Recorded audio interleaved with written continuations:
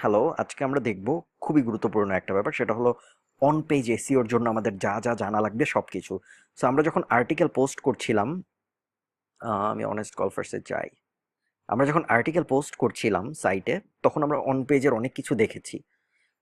যেমন ধরুন, আপনাদের ইমেজ কিভাবে দিতে হবে, ইমেজের ফাইলের নাম ঠিক মতো দেয়া, বা ইত্যাদি ইত্যাদি অনেক কিছু আমরা দেখেছি। আমরা এখন এই আর্টিকেলটা দেখে এবং এই আর্টিকেলটা দেখে, আমাদের যেহেতু এই দুইটা আর্টিকেলই আছে সাইটে আপাতত, অন পেজের একটা কমপ্লিট আইডিয়া নিব যে অন পেজ অপটিমাইজেশন কীরকম হয়। ঠিক আছে? সো অন পেজ অপটিমাইজেশনের জন্য আপনাদের কয়েকটা ব্যাপার মাথায় রাখতে হবে। প্রথম ব্যাপার কি, আমি এডিট পোস্টে যাই, ওখান থেকে দেখাই আপনাদের, তাহলে সহজ হবে। আহ, প্রথম ব্যাপার যেটা, সেটা হলো আপনার যে কিওয়ার্ড, আপনার যে প্রোডাক্টের নাম, যে কিওয়ার্ড আপনি সিলেক্ট করেছেন, এটা যেরকম আমাদের কিওয়ার্ড, এই কিওয়ার্ডটা যেন আপনার টাইটেলে থাকে, প্রোডাক্ট আপনার পেজের। ঠিক আছে? পেজের টাইটেলে থাকতেই হবে কিওয়ার্ডটা। সো এটা আপনার প্রোডাক্টের কিওয়ার্ড যদি হতো, ধরুন, কথার কথা, আপনি ধরুন ব্যাকলিঙ্ক নিয়ে একটা আর্টিকেল লিখছেন, আপনি ব্যাকলিঙ্কের জন্য র্যাঙ্ক করতে চান, ব্যাকলিঙ্ক এই ওয়ার্ডটার জন্য। তো তখন আপনার কিওয়ার্ডের এই আর টাইটেলের মধ্যে এমনভাবে ব্যাকলিঙ্ক কথাটা দিয়ে দিতে হতো যাতে ন্যাচারাল লাগে। যেমন দেখুন, এটা আমাদের কিওয়ার্ড, তাই না? এই পুরোটা কিওয়ার্ডটা আমরা নিচে দিয়েছি, এই যে এখানে, এটা আমাদের কিওয়ার্ড। কিন্তু এটা দেখে কিন্তু মনে হচ্ছে না এখানে আমি জোর করে কিছু দিয়েছি, কারণ এখানে আমি নর্মালি কিওয়ার্ডটাই টাইটেল হিসেবে ব্যবহার করতে পেরেছি। ঠিক আছে? কিন্তু অনেক সময় এমন হবে আপনি কিওয়ার্ডটা টাইটেল হিসেবে ইউজ করতে পারবেন না অত সহজে। যেমন ধরুন, কিওয়ার্ড হতে পারে শুধু কেডিটেক ইজেড ফোল্ড, বা অন্য কোনো একটা কমপ্লেক্স কিওয়ার্ড। তখন আপনার এমনভাবে বুদ্ধি করে টাইটেলের মধ্যে কিওয়ার্ডটা দিতে হবে যেন ন্যাচারাল মনে হয়। ঠিক আছে?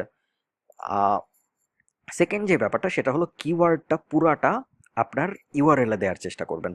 আমরা যদি এই ইউআরএল এ যাই, দেখুন, CaddyTek EZ fold 3 wheel golf pushcart review, exactly আমাদের কিওয়ার্ডটা। ঠিক আছে? সো কিওয়ার্ডটা আমাদের ইউআরএল এও আমরা দিব। কিওয়ার্ডের সাথে এক্সট্রা যদি দু একটা ওয়ার্ড থাকে তাহলে কোনো সমস্যা নেই। এখানে যদি আমি 2017 দিয়ে দিতাম তাহলে কোনো সমস্যা হইতো না। উপরে টাইটেলেও যদি আমি কিওয়ার্ডের সাথে এক্সট্রা কথাবার্তা দিই, কোনো সমস্যা নেই। বাট কিওয়ার্ডটুকু একসাথে থাকতে হবে। ঠিক আছে? থার্ড পয়েন্ট যেটা, সেটা হলো কিওয়ার্ডটা আপনার প্রথম প্যারায় থাকতে হবে। ঠিক আছে? এই যে দেখুন, এখানে আছে, পুরোটা হয় নাই, এই যে দেখেছেন, এখানে আছে। আহ, এরপরে, হ্যাঁ, এটা ছিল আমাদের থার্ড পয়েন্ট। ফোর্থ পয়েন্ট যেটা, সেটা হলো আপনার সাইটে যে ইমেজ থাকবে, সেই ইমেজের যে অল্ট টেক্সট, এই যে অল্টারনেটিভ টেক্সট, সেখানে আপনার কিওয়ার্ড থাকতে হবে, সব ইমেজের না, যে কোনো একটার। ঠিক আছে? এটা হলো আমাদের ফোর্থ পয়েন্ট। ফিফথ পয়েন্ট কি, যে কোনো একটা হেডিং ওয়ান, এই যে এটা হেডিং ওয়ান মানে বড় বড় ইয়ে টাইপ, পয়েন্টের নাম টাইপ, এরকম একটা পয়েন্টের নামে আপনার কিওয়ার্ডটা থাকতে হবে, বা কিওয়ার্ডের বেশিরভাগ অংশ থাকতে হবে। এখন এইখানে যেরকম আমি এই পয়েন্টের নামটা চাইলেই কিওয়ার্ড দিয়ে দিতে পারতাম না, কারণ কিওয়ার্ডটা হলো অমুক প্রোডাক্ট রিভিউ। এখানে আমি কথা বলবো ফিচার নিয়ে। সো এখানে আমি পয়েন্টের নামটা হঠাৎ করে বড় করে অমুকের রিভিউ দিয়ে দিতে পারতাম না। সো আমি কি করেছি, আমি রিভিউ ওয়ার্ডটা বাদ দিয়েছি, বাকি টুককে আমাদের পয়েন্টের নাম হিসাবে দিয়ে হেডিং ওয়ান করে দিয়েছি। সবসময় চেষ্টা করবেন যেন পুরো কিওয়ার্ডটাকেই আপনি হেডিং ওয়ানে রাখতে পারেন। পুরোটা যদি রাখতে না পারেন, তাহলে যত বেশি পারা যায়। ঠিক আছে? এটা ছিল আমাদের পরের পয়েন্ট। তারপরের পয়েন্ট কি, আপনার ওয়েবসাইটে, আপনার আর্টিকেলের পেজে চেষ্টা করবেন সবসময় একটার বেশি ইমেজ দেওয়া। এখন এটা কোনো প্রুভেন মেথড না, এটা এটা নিয়ে এখনো কন্ট্রোভার্সি আছে। বেশিরভাগ মানুষই বলে একটা ইমেজ দিলেই হয়। বাট আমাদের থিওরি হবে যে আমাদের ক্ষতি কি একটার বেশি দিলে, তাই না? সো এই জন্য আমরা যেটা করব, আমরা সবসময় 2 3 4টা ইমেজ দিব সাইটে। এবং একটা ইমেজ ছাড়া বাকিগুলোর অল্টার টেক্সটে কিন্তু আপনি কিওয়ার্ড দিয়ে দিবেন না, বাকিগুলোর অল্টারনেটিভ টেক্সট হবে আলাদা। এই দেখুন, এটার অল্টারনেটিভ টেক্সট নর্মাল অন্য একটা জিনিস, যেটা আমরা পোস্ট দেওয়ার সময় বলেছিলাম, এই পেজ পোস্ট করার সময়, যখন আমরা এটা প্রোডাক্টটা, এই আর্টিকেলটা রেডি করছিলাম। একটা ভিডিও দেওয়া ভালো, বাট দিতেই হবে এমন কোনো কথা নেই। ওটা হলো নেক্সট পয়েন্ট। সবসময় চেষ্টা করবেন ছোট ছোট প্যারায় লিখতে, কখনো বড় প্যারা দিবেন না। এটা আর একটা পয়েন্ট। অ্যাফিলিয়েট লিঙ্ক দিলে সমস্যা নেই, যদি অ্যাফিলিয়েট লিঙ্ক নো ফলো করা থাকে, সো এখানে আমাদের টেনশনের কিছু নাই। ক্যাটাগরিতে একটা বা দুইটার বেশি ক্যাটাগরি সিলেক্ট করবেন না কখনো। ঠিক আছে?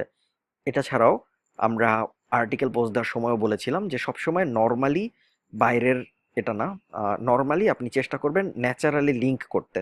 ঠিক আছে? সাইটের এই পেজের ভিতর থেকে বাইরের জায়গায়, যেমন এখানে অন্য, আমাদের অন্য একটা পেজকে আমরা লিঙ্ক দিয়েছি, তারপর নিচে আপনাদের মনে আছে যে আমরা আগেও লিঙ্ক দিয়েছিলাম, এই যে এখানে ক্যাডিটেক কোম্পানিকে লিঙ্ক দিয়েছি আমরা, এখান থেকে আমরা লিঙ্কটা দেখতে পারবো। সো ন্যাচারালি আমরা লিঙ্ক দিব। এই কয়টা ব্যাপার আপনাদের মাস্ট খেয়াল রাখতে হবে যখন আমরা অন পেজ এসিও করব, ঠিক আছে? একই সাথে আরো ছোটখাটো ব্যাপার, যেমন ইমেজের ফাইল যখন আমরা আপলোড করি তখন ফাইলের নাম যেন ঠিক থাকে। তারপরে আহ, আপনার আর কি যেন আমি বলতে চাইলাম, উম, আপনার আপনি এগুলো তো অবশ্যই আপনি আগেই দেখে আসবেন যে আপনার সাইটের আর্টিকেলে কোনো প্ল্যাজিয়ারিজম আছে নাকি, কোনো গ্রামাটিক্যাল এরর আছে নাকি, এগুলো সব আপনার আগেই দেখতে হবে, কারণ ওগুলো অন পেজে ভূমিকা রাখবে। লাস্টে আপনি যদি চান আপনার এই পেজটা পাবলিশ করার পর এই পেজের স্পিড কত এটা একটু দেখে নিতে পারেন, এটা আমি প্রয়োজন বোধ করি না, দেখে দেখি না, ঠিক আছে? এবং যখনই আপনি একটা আর্টিকেল এভাবে পোস্ট করবেন তখনই আপনার দেখবেন যখন আপনি আপনার অন্য পেজকে লিংক দিবেন তখন কমেন্টে 1-2 দেখাবে যে আমার অন্য পেজে লিংক এসেছে, আমি অ্যাপ্রুভ করব নাকি। ওগুলো সবসময় কমেন্টে যেয়ে অ্যাপ্রুভ করে দিবেন, ঠিক আছে? মানে যে আমি অলরেডি অ্যাপ্রুভ করে দিয়েছি, এই যে আনঅ্যাপ্রুভ করে অ্যাপ্রুভ করা যায়, কারণ এই একটা থেকে আরেকটা লিংক দিয়েছি ওটা এখানে কমেন্ট হিসেবে চলে এসেছে, যে এগুলোকে আমাদের অ্যাপ্রুভ করে দিতে হবে। এই ব্যাপারগুলো যদি আপনি সব ঠিকঠাক মতো মেনটেন করতে পারেন তাহলে যেটা হবে সেটা হলো এবং একই সাথে আমি রিকমেন্ড করবো আমাদের অন পেজ এসিও নিয়ে খুব সুন্দর একটা ইউটিউব চ্যানেলে ক্লাস 5 সম্ভবত বা 6, আপনারা একটু খুঁজে নেবেন, অন পেজ এসিওর একটা ক্লাস আছে আমাদের, যদিও পডকাস্ট, তারপরে আপনারা সবই বুঝতে পারবেন এখন, এবং দেখবেন যে আমরা অনেক ডিটেইলে কথা বলেছি অন পেজ এসিওর জন্য কি কি করতে হয়। আমি মেইনলি এখন যা যা বললাম এগুলোই, বাট আরও অনেক ডিটেইলে বলা আছে। সো ওই সব যদি আপনারা মেনটেন করতে পারেন ঠিকঠাক মতো, তাহলে আপনি যখন আর্টিকেল পোস্ট দিবেন, পোস্ট দেওয়ার পর হাবিজাবি জায়গায় একটু শেয়ার করবেন পিন্টারেস্টে বা গুগল প্লাসে, তখন দেখবেন আপনার আর্টিকেলটা খুব তাড়াতাড়ি র্যাঙ্কে চলে আসবে। যেমন ধরুন এই এই ওয়েবসাইটটা আমরা খুলেছি কবে, এই আর্টিকেলটা আমরা পোস্ট দিয়েছিলাম কবে, কেডিটেক, এটা আমরা পোস্ট দিয়েছিলাম 17 তারিখ। আজকে হলো 19 তারিখ, শুরু হলো মানে 3টা বাজে রাত। সো মাত্র 19 তারিখ শুরু হয়েছে। সো আমরা যদি এটা প্রোডাক্টটা লিখে সার্চ করি তাহলে আমরা দেখব, আমি একটু আগে দেখেছি so আমি জানি,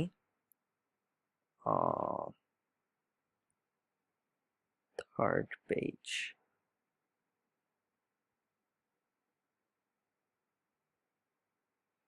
আমরা 4th বা 5th-এ ছিলাম, আমি একটু দেখে নেই, ভুলে গিয়েছি। ক্যাডিটেক, ক্যাডিটেক, ক্যাডিটেক, পিন্টারেস্ট, ইস্যুস।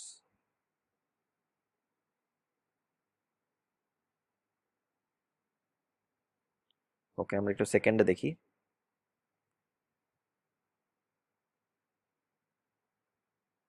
ওকে, যেহেতু আমরা এভাবে খুঁজে পাচ্ছি না, আমরা সার্প ল্যাব দিয়ে খুঁজি, সার্প ল্যাব, বা আমরা স্মল এসইও দিয়ে খুঁজি। এগুলো সবকিছুই, সব দিয়ে কিওয়ার্ড খোঁজা যায়, কিন্তু আপনার কিওয়ার্ড কোথায় আছে আপনি বের করতে পারবেন। আমি গ্রামারলিতে ক্লিক করে ফেলেছি। সো আমরা যদি এখানে আমাদের ইউআরএল দিই, এটা না, ইউআরএল হলো, এটা হলো আমাদের ইউআরএল honestgolfers.com, আর আমাদের কিওয়ার্ড হলো এটা, এটা পেস্ট।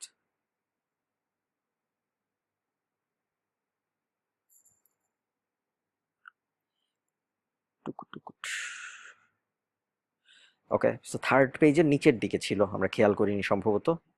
তো চলুন আমরা আবার আরেকবার গুগল করে দেখে আসি। 30 নম্বর পজিশন মানে হলো এক এক পেজে তো 10টা থাকে গুগলের রেজাল্ট। সো 30 নম্বর পজিশন মানে হলো থার্ড পেজের নিচের দিকে। সো ওটা অবশ্য ওরা গুগল আমেরিকার, সো গুগল বাংলাদেশে একটু অন্যরকম হতে পারে, একটু একটু চেঞ্জ আসতে পারে, বাট ওটা কোনো ব্যাপার না। মেইনলি আমরা যেটা বুঝতে চাচ্ছি সেটা হলো যদি আপনার অন পেজ এসিও খুব যত্ন করে করা হয়, আপনি যদি আর্টিকেল শুধু আপলোড করার জন্যই আপলোড না দেন, বরং একটু যত্ন করে আহ, সময় নিয়ে কাজ করে করে আপলোড দেন, তাহলে যেটা হবে সেটা হলো আপনার আর্টিকেল আপনি খুব বেশি কাজ না করলেও, এই যে 4th পেজের উপরে, সরি আমি খুঁজে পাইনি তখন, এই যে 4th পেজের একদম উপরে আমাদের আর্টিকেলটা চলে এসেছে, দেখেছেন? এবং এই আর্টিকেলটা করার আসার জন্য কিন্তু আমরা কোনো এসিও করিনি, অফ পেজ এসিও, আমরা শুধু যত্ন করে একটা আর্টিকেল লিখেছি, সুন্দর মতো আর্টিকেলের অন পেজ এসিওতে যা যা করা যায় সব ঠিকঠাক মতো করেছি, ঠিক আছে? এছাড়া আমরা এই আর্টিকেলের জন্য কিছুই করি নাই, কিন্তু আর্টিকেলটা দেখুন একদম নতুন ওয়েবসাইট, ওয়েবসাইটটাও কিন্তু মাত্র খোলা আমাদের, এবং আর্টিকেলটা দেওয়া হয়েছে জাস্ট 24 ঘন্টার একটু বেশি, 30 ঘন্টার মতো আগে, এবং আর্টিকেলটা অলরেডি 4th পেজের উপরে চলে এসেছে। সো আমরা বুঝতেই পারছি এটাকে যদি আমরা এসিও করি এটা আরো উপরে উঠতে থাকবে। সো অন পেজ এসইওর ইম্পর্টেন্সটা এখানেই। অন পেজ এসইও যদি আপনি যত্ন করে করেন তাহলে দেখবেন অন পেজ এসইও আপনাকে ইনিশিয়াল বড় একটা বুস্ট দিবে, যেন অফ পেজ এসইওর কাজ সহজ হয়ে যায়। তো এটাই ছিল আমাদের অন পেজ এসইওর গাইড। আপনারা আশা করি অন পেজ এসইও নিয়ে হেলাফেলা করবেন না, এবং চেঞ্জ করতে সমস্যা নেই। আপনাদের যদি মনে হয় আপনাদের এই ইউআরএলটায় সমস্যা আছে, আপনারা ইউআরএলটা চেঞ্জ করতে চান, আপনারা এডিট পোস্টে যাবেন। এডিট পোস্টে যেয়ে সুন্দর করে এখান থেকে এডিটে ক্লিক করে ইউআরএলটা এডিট করে কিওয়ার্ড বসাবেন। যতক্ষণ পর্যন্ত আপনি অফ পেজ এসইও না শুরু করছেন ওই পেজের জন্য, ততক্ষণ পর্যন্ত আপনি যা খুশি চেঞ্জ করতে পারেন, কোনো সমস্যা নেই। ঠিক আছে, নাম চেঞ্জ করতে পারেন, এটা চেঞ্জ করতে পারেন। অন পেজ এসইও ঠিক করার জন্য যা যা চেঞ্জ করা দরকার সব চেঞ্জ করতে পারবেন, কোনো সমস্যা নেই। তো এটাই আমাদের অন পেজ এসইও এর ভিডিও ছিল। সো ধন্যবাদ সবাইকে।